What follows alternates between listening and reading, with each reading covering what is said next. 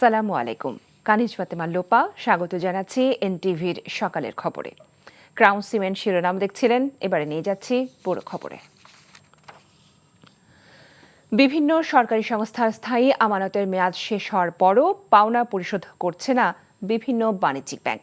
তাই আমানতের এসব টাকা আদায়ে সুনির্দিষ্ট পথনকশা করার সিদ্ধান্ত নিয়েছে সরকার। বৃহস্পতিবার অন্তর্বর্তী সরকারের উপদেষ্টা পরিষদের বৈঠকে এই সিদ্ধান্ত হয়। বাংলাদেশ ব্যাংক সংশ্লিষ্ট মন্ত্রণালয় বা বিভাগ, অর্থ বিভাগ, আর্থিক প্রতিষ্ঠান বিভাগ সহ সংশ্লিষ্ট বাণিজ্যিক ব্যাংকের প্রতিনিধিদের সমন্বয়ে আলোচনা করে টাকা আদায়ে অগ্রাধিকার ভিত্তিতে এই পথনকশা তৈরি করবে বলেও বৈঠকে আলোচনা হয়। পরে রাজধানীর ফরেন সার্ভিস একাডেমিতে ব্রিফিংয়ে উপদেষ্টা সৈয়দা রিজওয়ানা হাসান বলেন, পদ্মা ব্যাংকে জলবায়ু ফান্ডের সুদসহ ৮৭৩ কোটি টাকা রয়েছে। তবে বারবার দাবি করা সত্ত্বেও টাকা ফেরত পাওয়া যাচ্ছে না। এছাড়া নির্বাচন ও সংস্কারের বিষয়ে রাজনৈতিক দলগুলোর সাথে আলোচনা করার বিষয়েও কথা বলেন তিনি। সংস্কার বিষয়ে আমরা রাজনৈতিক দলগুলোরও মতামত চাচ্ছি। এই জন্য প্রথম থেকে আমরা মত বিনিময়ে তাদেরকে অন্তর্ভুক্ত করেছি। এক পর্যায়ে আমরা সংলাপে যাব। ওই সংলাপের মাধ্যমে রাজনৈতিক মতৈক্য গড়ে সংস্কার বিষয়ে সুনির্দিষ্ট অঙ্গীকার, সুনির্দিষ্ট কোনো কোনো ক্ষেত্রে সংশোধনী এনে তারপরেই আমরা নির্বাচনের কথা ভাবছি। এবং বৈষম্য বিরোধী আন্দোলনে শহীদদের স্বপ্ন বাস্তবায়নে নতুন বাংলাদেশ গড়ায় আত্মনিয়োগ করার আহ্বান জানিয়েছেন প্রধান উপদেষ্টা ডক্টর মোহাম্মদ ইউনূস। বৃহস্পতিবার দুপুরে রাজধানীর একটি অভিজাত হোটেলে সরকারি ন্যাশনাল বিজনেস ডায়ালগে ব্যবসায়ীদের উদ্দেশ্যে ডক্টর ইউনূস বলেন, সব বাধা পেরিয়ে সবার অভিজ্ঞতার আলোকে কাজ করে শহীদদের আকাঙ্ক্ষার মূল্যায়ন করতে হবে, না হলে তাদের এই আত্মত্যাগ সফল হবে না। নিয়ামুল আজিজ সাদিক জানাচ্ছেন বিস্তারিত। ন্যাশনাল বিজনেস ডায়ালগ শিরোনামে ব্যবসায়ীদের সঙ্গে আলোচনা সভার আয়োজন ছিল, যেখানে ডক্টর মোহাম্মদ ইউনূস বলেন, নতুনভাবে বাংলাদেশের জন্ম হয়েছে, অতীতের সব অন্যায় দূর করে এগিয়ে যেতে হবে। ছাত্র জনতার বিপ্লব ব্যবসা বাণিজ্য সহ সব কাজ স্বাধীনভাবে করার সে সুযোগ তৈরি করে দিয়েছে, যেটা কাজে লাগানোর আহ্বান জানান তিনি। এটা সাধারণ একটা রাজনৈতিক আন্দোলন ছিল না, এবং তাদের লক্ষ্য ছিল কি, একটা নতুন বাংলাদেশ হবে। এবং যে কারণে ছাত্ররা যখন প্রাণ দিচ্ছিল, সারা দেশের মানুষ তাদের পেছনে এসে দাঁড়িয়েছিল। যেটুকু সময় আমরা এই দায়িত্বে আছি, আমরা টিম হিসেবে কাজ করতেছি, যাতে যে আজকে যে ২ নম্বরে আছি, কি করে আমরা ১ নম্বর হব। আমাদের মেয়াদকালে যদি আপনারা ১ নম্বরে নিয়ে যেতে পারেন, আমরাও স্মরণ করবো যে এক বাবা একটা কিছু করছে। ডক্টর ইউনূস বলেন, মধ্যম আয়ের দেশ হলে অনেক সুযোগ সুবিধা বন্ধ হয়ে যায়, প্রতিযোগী হিসেবে অনেকের সঙ্গে প্রতিযোগিতা করতে হয়। এই কারণে ব্যবসায়ীদের তৈরি পোশাকে ১ নম্বর হওয়ার আহ্বান জানান তিনি। শ্রমিক মালিকের সম্পর্কটা সুন্দরভাবে গড়ে তোলা, সবাই যখন একটা টিম হলাম, শ্রমিক মালিক সরকার সব যখন টিম হলাম, ওটাও আমরা করে থাকি। ওটা না করলে সামনে এগুলো কষ্ট হবে। অন্তর্বর্তী সরকারের প্রধান বলেন, যতদিন এই সরকার থাকবে দেশ গড়ার জন্য আত্মনিয়োগ করবেন তারা। সামাজিক ব্যবসাকে উৎসাহিত করে তিনি শ্রমিক মালিক সুসম্পর্ক গড়ে তোলার ওপর গুরুত্বারোপ করেন। Niamul Aziz Sadek, NTV news, Dhaka. BNP chairperson Begum Khaleda জিয়াকে উন্নত চিকিৎসার জন্য দেশের বাইরে নেওয়া ছাড়া কোনো বিকল্প নেই। তবে তিনি কিছুটা সুস্থ না হওয়া পর্যন্ত বিদেশে নেওয়া যাচ্ছে না। বিশেষজ্ঞ টিমের পরামর্শক্রমেই বিদেশে নেওয়ার সিদ্ধান্ত নেওয়ার কথা জানান তার ব্যক্তিগত চিকিৎসক AJM জাহিদ হোসেন। এর আগে বুধবার রাতে রাজধানী এভার কেয়ার হাসপাতালে ভর্তি করা হয় বিএনপি চেয়ারপারসন বেগম খালেদা জিয়াকে। হাসপাতালে তাকে কেবিনে ভর্তি রাখা হয়েছে। বেগম জিয়ার ব্যক্তিগত চিকিৎসক জাহিদ হোসেন জানান, মেডিকেল বোর্ড বেগম জিয়াকে বেশ কয়েকটি শারীরিক পরীক্ষা দিয়েছেন।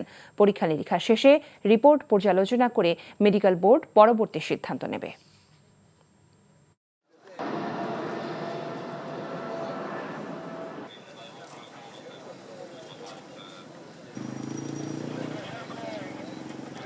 মেডিকেল বোর্ড সে বিষয়গুলো বিবেচনায় নিয়ে দেশি বিদেশি সদস্যরা আলোচনা করছেন, এবং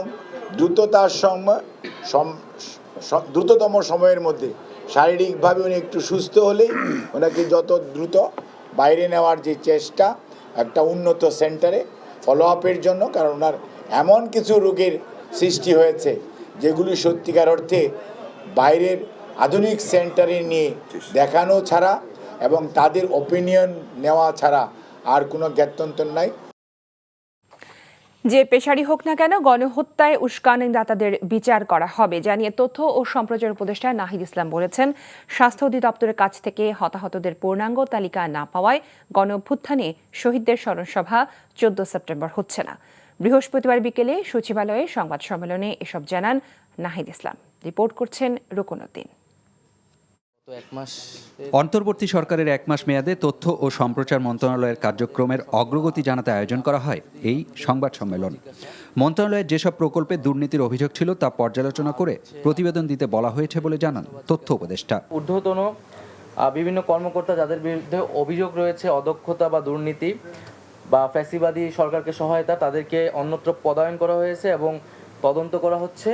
সুস্পষ্ট অভিযোগ বা প্রমাণের ভিত্তিতে তাদের বিরুদ্ধে আইনি ব্যবস্থা নেওয়া হবে। ডক্টর মোহাম্মদ ইউনূসকে প্রধান করে 7 নির্বাহী সদস্য বিশিষ্ট জুলাই শহীদ স্মৃতি ফাউন্ডেশন গঠন করা হয়েছে বলেও জানান নাহিদ ইসলাম। সরকারি সহায়তার পাশাপাশি দেশি বিদেশি অনুদানে চলা এই ফাউন্ডেশনের কাজ হবে অভ্যুত্থানে শহীদদের পরিবারকে পুনর্বাসন, আর্থিক সুবিধা দেয়া, দেশ জুড়ে স্মৃতি ধরে রাখা ও বছর বছর অনুষ্ঠানের আয়োজন করা। 14 তারিখে স্মরণসভাটি করা হচ্ছে না।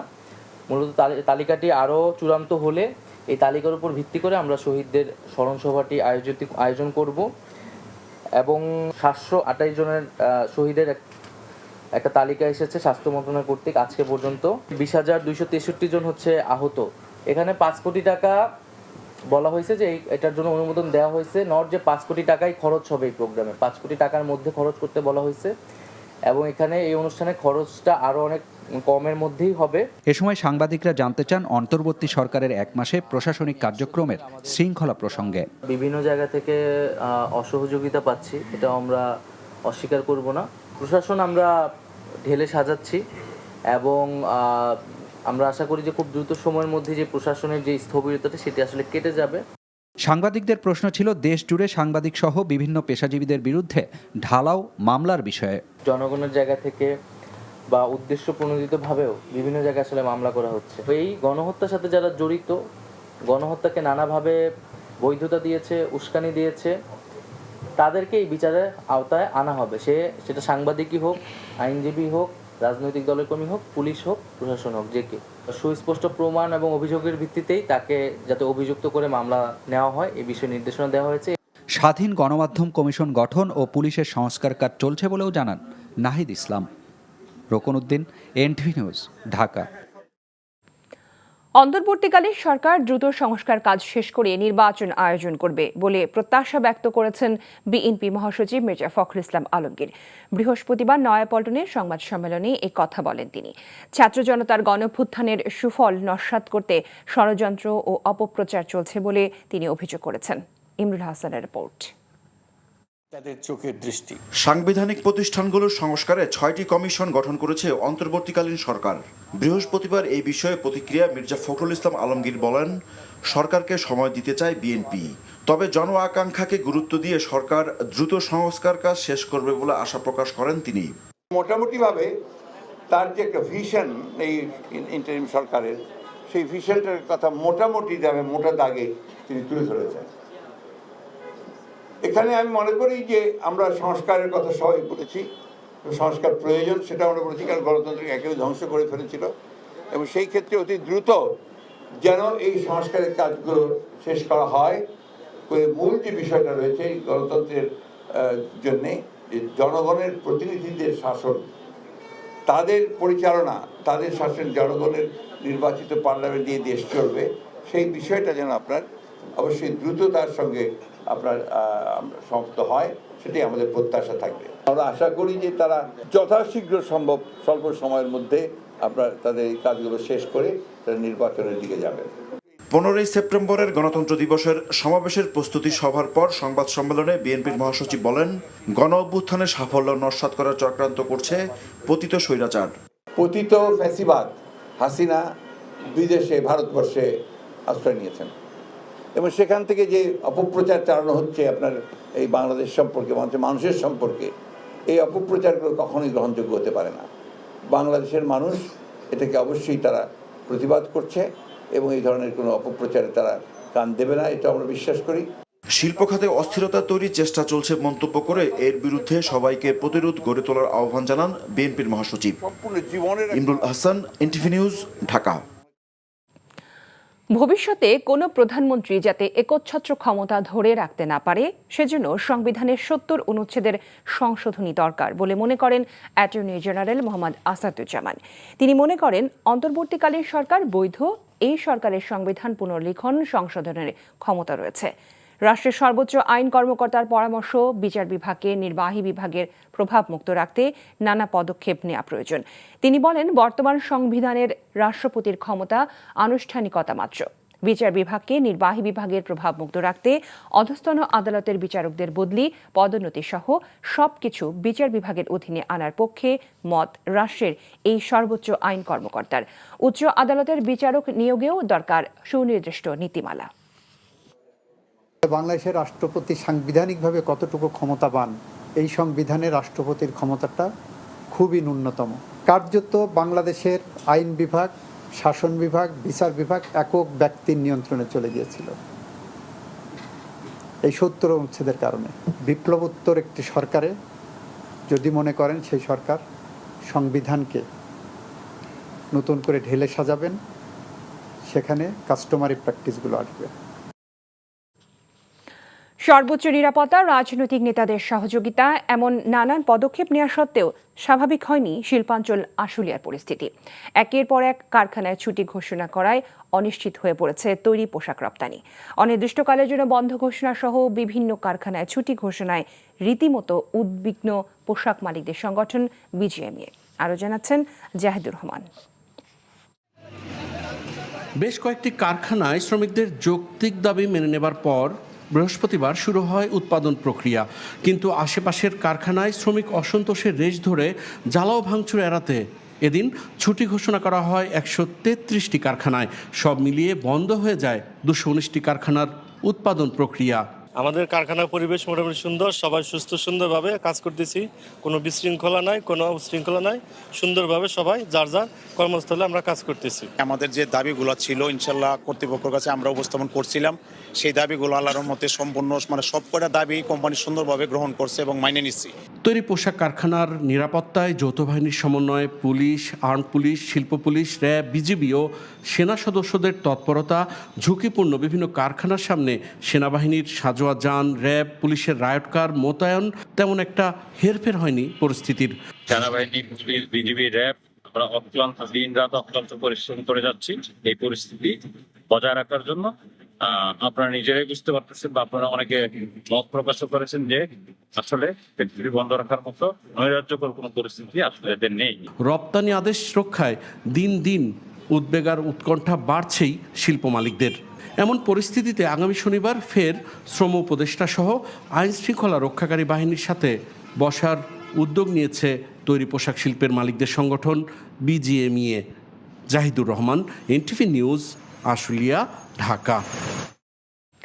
প্রতিবেশী দেশের ইন্ধনে দেশের পোশাক শিল্পকে অস্থিতিশীল করার চেষ্টা করা হচ্ছে বলে অভিযোগ করেছেন শ্রম ও কর্মসংস্থান মন্ত্রণালয়ের সচিব AHM শফিকুজ্জামান। দুপুরে টঙ্গীতে সাংবাদিকদের সাথে মতবিনিময়কালে তিনি কথা বলেন।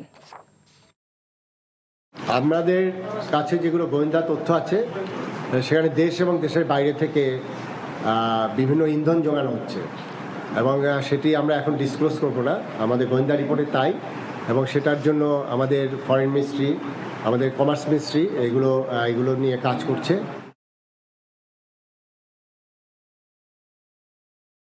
নায়েব আলী জোয়ারদার গ্রেফতার হয়েছে। বৃহস্পতিবার রাত ১২টার দিকে জেলা শহরের আরারপুর বাসস্ট্যান্ড এলাকা থেকে তাকে গ্রেফতার করে র্যাব। র্যাব ৬-এর একজন কর্মকর্তা জানিয়েছেন, র্যাবের একটি দল অভিযান চালিয়ে নিজ বাসা থেকে নায়েব আলী জোয়ারদারকে গ্রেফতার করে। গত ৪ আগস্ট ঝিনাইদহ সদর উপজেলায় হামলা, ভাঙচুর ও অগ্নিসংযোগের ঘটনায় করা পৃথক দুটি নাশকতার মামলায় তাকে গ্রেফতার করা হয়। নায়েব আলী জোয়ারদার ঝিনাইদহ ১ আসনে আওয়ামী লীগের মনোনীত সংসদ সদস্য ছিলেন। আগামী ২২ সেপ্টেম্বর থেকে ঢাকা বিশ্ববিদ্যালয়ের ক্লাস শুরু হচ্ছে। বৃহস্পতিবার সন্ধ্যায় বিশ্ববিদ্যালয়ের জরুরি সিন্ডিকেট সভায় এই সিদ্ধান্ত নেওয়া হয়। উপাচার্য অধ্যাপক ডক্টর নিয়াজ আহমেদ খানের সভাপতিত্বে সিন্ডিকেট সভায় সিদ্ধান্ত হয় 22 সেপ্টেম্বর স্নাতক প্রথম বর্ষ ছাড়া অন্য সব বর্ষ এবং স্নাতকোত্তর পর্যায়ের পাঠদান শুরু হবে।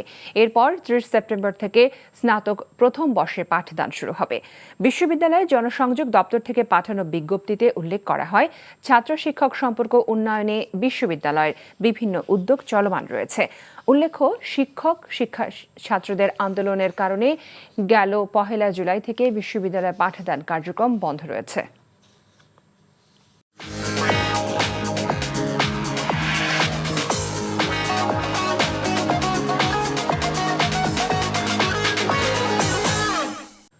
নগদ নিবেদিত অর্থনীতির খবর।